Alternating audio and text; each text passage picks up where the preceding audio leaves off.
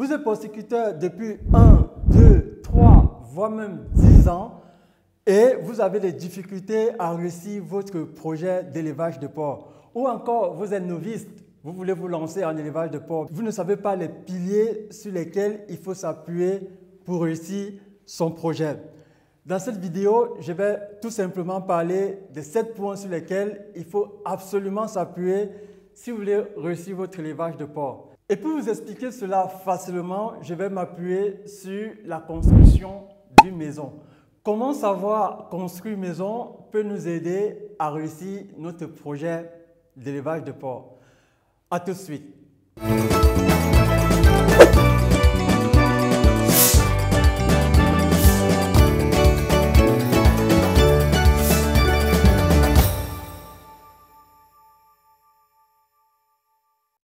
Bonjour, comment vous allez? J'espère très bien. Moi, je suis Christian Copé, technologue alimentaire et technicien en élevage porcin. Notre mission est de vulgariser les connaissances en élevage de porc sur le continent africain. Et pour cela, il faut que tu participes à l'émancipation de cette chaîne en faisant 2 choses. En t'abonnant et en cliquant sur la cloche de notification. Si cela est fait, après, n'oublie pas de laisser un commentaire pour donner ton avis sur cette vidéo et donner aussi tes idées parce qu'il est primordial que nous participions ensemble à la construction de notre continent. À partir d'aujourd'hui, avant de commencer toute vidéo, nous parlerons d'une idée de lecture. Ça sera un livre qui m'a marqué et que j'aimerais partager avec vous, que j'aimerais que vous lisiez pour pouvoir comme ça enrichir le continent de belles idées. Et le livre que j'ai lu, je l'ai lu il y a 2 ans, c'est Comment se faire les amis de Dale Carnegie. Excusez-moi pour mon anglais, mais ce livre, il est très intéressant. Le titre est banal, comment se faire les amis. Ce n'est pas qu'on veut là aller dehors ou avoir tout le monde comme ami. Non, rassurez-vous. C'est avoir une certaine intelligence sociale. À un niveau de ma carrière, à un niveau de ma vie, j'ai compris que l'intelligence sociale est une clé, je dirais, la clé de la réussite. Parce qu'on pense souvent qu'on réussit seulement par ses capacités techniques dans son métier. Non, il est important de savoir se socialiser, se sociabiliser, dirais-je, en famille, dans sa famille, au travail, dans la société en général. Et ce livre va vous aider à travers des petites astuces, des astuces qu'on néglige souvent au quotidien. Et ces astuces, vous verrez qu'en les appliquant, ça va changer complètement les choses dans votre vie. Alors, si vous êtes intéressé par le livre, il y a le lien dans la description. Vous pouvez prendre le livre sur Amazon. C'est un livre très petit et facile à lire, ça se lit rapidement. À tout de suite. Je vous disais dans l'introduction que savoir construire maison pouvait nous aider à réussir notre élevage de porc. Quand vous voulez construire une maison, vous commencez par un plan. Vous voyez, en élevage de porc, c'est aussi le cas. Pour réussir son élevage, il faut d'abord un plan. Un plan, c'est quoi l'élevage de porc? C'est déjà dessiner votre projet sur le court terme, sur le long terme également. Quand vous voulez construire votre maison, est-ce que vous allez directement acheter les parpaings, les ciments, acheter les tôles? Non, j'imagine que ce n'est pas le cas. Vous commencez par un plan. Avoir votre plan en élevage de porc va consister à répondre à cette question. Quel type d'élevage je veux réaliser? Est-ce un élevage naisseur, un élevage engraisseur ou un élevage à cycle fermé? Ou encore un élevage à production de porc de race, dirais-je. C'est en répondant à cette question que vous saurez quel type de bâtiment construire, quel type de race adopter et quel type d'aliments avoir dans votre projet d'élevage de porc. Après avoir réalisé votre plan, quand vous voulez construire une maison, vous pensez à la fondation fondation. Parallèlement en élevage de porc, la fondation aussi, elle existe. Mais la fondation ici, c'est la génétique. Je dirais, pour moi, la génétique est un pilier puissant, un pilier sur lequel vous ne devriez pas rigoler. Je vois certains éleveurs sur le continent qui se lancent avec des races pas vraiment pensées. La race est quelque chose de primordial. Je vais prendre un exemple. Regardez un individu comme moi. Moi, je n'ai pas la capacité à faire du gras. Je ne grossis pas rapidement. Je grossis pratiquement pas. Si vous me prenez, supposons que je sois un porc, vous me prenez pour un élevage engraisseur, bah, vous gaspillez votre argent parce que vous allez me nourrir tous les jours. Je ne vais jamais prendre du poids. C'est la même chose que chez les porcs. Si vous vous trompez sur les races, c'est jeter vraiment votre argent. Donc, il est primordial de savoir quelle race correspond à notre projet. Est-ce une race pour un élevage naisseur ou encore une race pour l'élevage engraisseur? Après avoir réalisé votre fondation, vous commencez à monter le premier mur. Le premier mur en élevage de porc est l'alimentation. C'est un point sur lequel il ne faut pas être radin en qualité ou en quantité.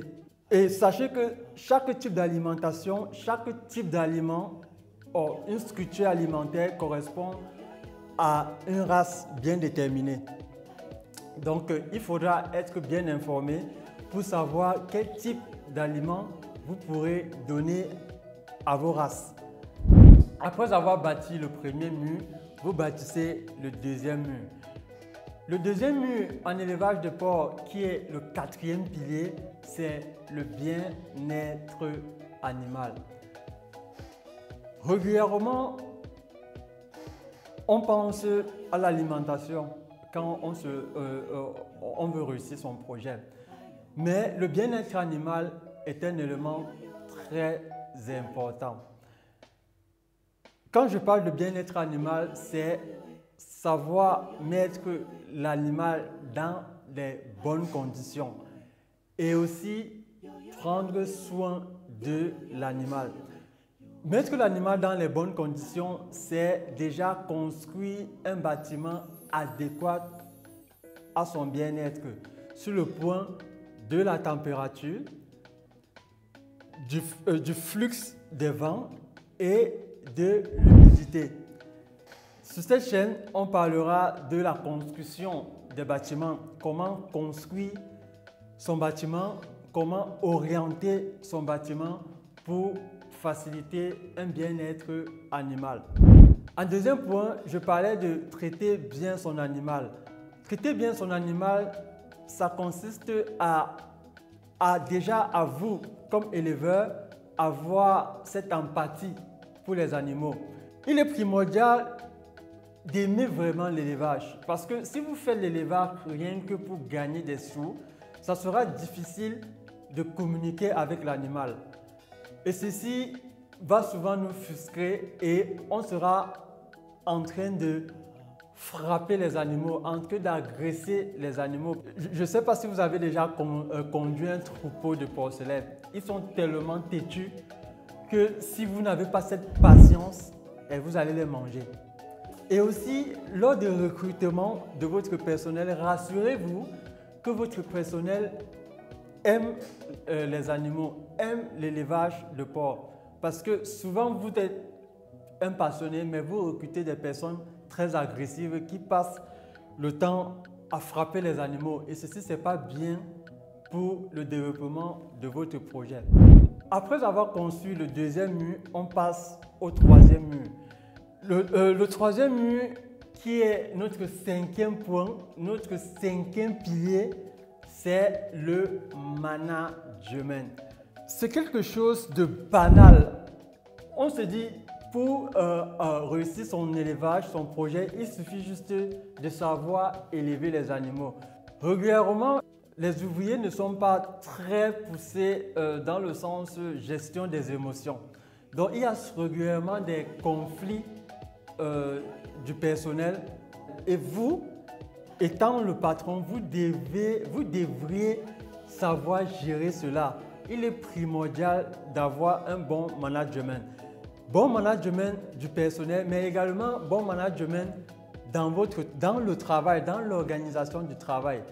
Il faut savoir gérer les troupeaux, je dirais tout simplement les bandes de votre élevage. Donc, un bon management est primordial. J'espère que je me suis bien expliqué. Un bon management est primordial pour l'organisation, que ce soit du travail et de votre personnel. Le quatrième mur, qui est le sixième pilier, ici, c'est l'économie du projet. Je prends un exemple. Actuellement, la structure dans laquelle je travaille, nous faisons principalement les porcs de race, la large watt pour préciser, la large watt de la Topix. En reproduction, nous ne gagnons pas, je parlais dernièrement avec mon boss, on ne gagne pas en reproduction. Mais faisant de l'engraissage et produisant le prosciutto, le salame, le jambon, on réussit à balancer nos pertes et à gagner à l'engraissage et à la transformation. Donc, je dirais qu'il est primordial d'avoir un modèle économique qui nous permet de gagner. Un modèle économique qui vous permet d'être rentable, c'est quoi? C'est peut-être se dire, ouais, je peux faire à la fois l'engraissage et transformer. Perdre en engraissage, mais sachant qu'en transformant, je serai rentable. La majorité des éleveurs, je dirais presque tous, ne produisent pas leurs aliments, sachant que l'alimentation représente 65% au minimum des dépenses en porciculture. La question est ceci, comment réussissent-ils à gagner? Connaissant que sur le marché, il est difficile d'augmenter le kilo du porc. Je me pose toujours cette question, sur quel modèle économique il s'appuie pour continuer? Bon, après, on constate que plusieurs éleveurs, je voulais parler comme des Congolais, quoi. On constate que plusieurs éleveurs mettent la clé sur le paillasson. Après avoir fait vos murs, je pense qu'il est important de faire la toiture. Et la toiture qui est le septième point, rappelez-vous qu'il y a un bonus crucial, primordial, un point sans lequel votre élevage ne peut jamais décoller. Revenons au toit. Le toit en élevage de porc, qui est le septième pilier, c'est vous l'éleveur. Votre projet ne saurait décoller sans vous. Quand vous regardez les vidéos sur YouTube, on vulgarise beaucoup ce type de projet. Comment gérer son élevage à distance? Comment avoir un élevage en Afrique et vivre en Europe? Moi, je vous dis, ce type de projet, c'est zéro. Ça ne peut pas réussir.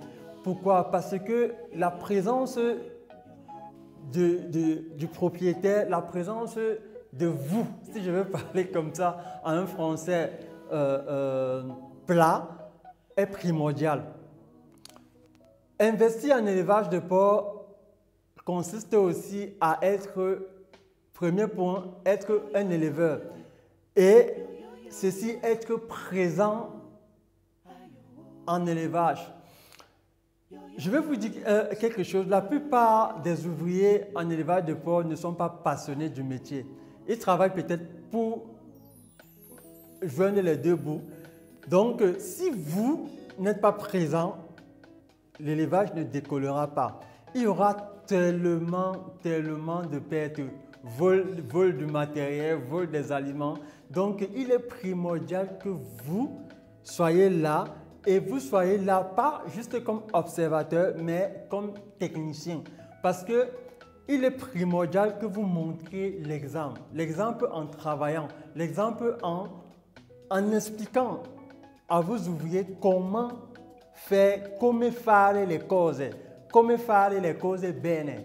Donc, c'est primordial votre présence comme technicien. Donc, ça va passer par la formation. Il faudrait que vous vous formiez. N'allez pas juste en élevage avec vos yeux, mais allez avec votre cerveau, avec vos connaissances. Donc, sachez que sans vous, votre projet ne réussira jamais. Après avoir donné le 7e point, le 7e pilier, le dernier, moi je dirais le 8e pilier, mais combien il est important ce 7e pilier. Quand vous construisez votre maison, imaginez-vous, vous construisez une belle maison, vous avez vos enfants, votre femme avec vous à la maison, mais quand vous dormez, le bandit entre, vous frappe et vous vole. Vous savez, c'était mieux de dormir dehors. Et c'est la même chose en élevage de porc. Imaginez-vous un élevage de porc sans une biosécurité solide. Vous aurez compris, le 8e point, le bonus, c'est la biosécurité. La biosécurité, c'est quoi? La biosécurité, c'est l'ensemble des actions qu'il faut mettre sur pied pour pouvoir isoler votre élevage de toute attaque externe. Sachez que sans biosécurité, un projet d'élevage ne saurait réussir. La biosécurité est segmentée en deux parties, la biosécurité externe et la biosécurité interne. Externe, lorsque vous isolez complètement votre élevage des attaques externes. La biosécurité interne, lorsque vous évitez des contaminations internes. Si vous avez un élevage reproducteur, il est primordial d'avoir une bonne biosécurité externe, mais surtout interne. Parce que si vous ne respectez pas le flux de production, vous serez en train de contaminer, de porter les micro-organismes qui viennent de la gestation pour les ramener à la maternité. Et ceci sera très endommageant pour votre élevage. Appuyez-vous sur une biosécurité solide, une biosécurité bien réfléchie. D'ailleurs, on parlera de la biosécurité sur cette chaîne. Tout le matériel est prêt. En face de moi, j'ai mon tableau pour les explications. Et espérons que ma façon de parler, de m'exprimer, je sois plus pédagogue alors pour mieux vous expliquer. Voilà, c'est la fin de la vidéo. J'espère que vous avez bien noté ces points et vous avez également vos points, hein, parce que c'est important. Moi, je ne connais pas tout. Vous avez peut-être vos points, vous éleveurs sur le continent, vous avez des points qui peuvent nous aider, parce que quand je dis ici, il faudrait que la chaîne soit comme un forum. Chacun apporte la connaissance. Moi, j'ai donné ce que je connais à travers mon expérience. Moi, je pense que vous avez une autre expérience. Donc, vous pouvez me dire, vous pouvez nous dire quels points en plus on peut augmenter, on peut ajouter à ces points qui ont été donnés pour réussir comme ça notre projet. Donc, n'oubliez pas de vous abonner, de cliquer sur la cloche de notification et surtout laisser un commentaire pour donner votre avis. Restez connectés. Ciao, ciao. L'absence d'un repas va impacter énormément sur la reproductivité, la reproductivité.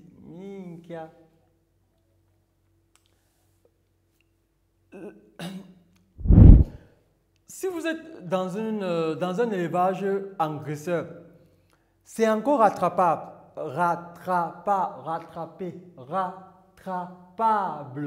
Est-ce qu'on dit ça? Rattrapable.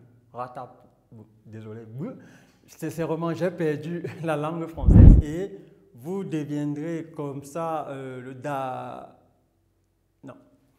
Et non, je pense qu'en réunissant tous ces points, vous réussirez votre projet. Et je l'ai lu Douanifa, oh, en italien, je l'ai lu 2 années. Il y a, mais j'arrive plus à parler français facilement. Hein. Ah, où? Il est pris. Non, oh, pourquoi je fais ça? Non, c'est difficile. Oh, je transpire déjà, Minka. Je n'ai même pas encore fait l'introduction, je transpire déjà comme ça va me laisser. Ok, oups. C'est en répondant. Merde. Oh, Minka. La transpiration de ça. Minka. Eh? Parler devant la caméra qui m'avait envoyé. Je peux parler comme on parle au Cameroun. Après l'italien. C'est en répondant à cette question que vous pourrez. Après, c'est vraiment compliqué. Quand moi je parle de ça, c'est facilement, mais quand il y a une caméra, ça devient difficile. Je ne sais pas. Apparemment, il faut tourner. Je ne sais pas, c'est pas facile. Oh. C'est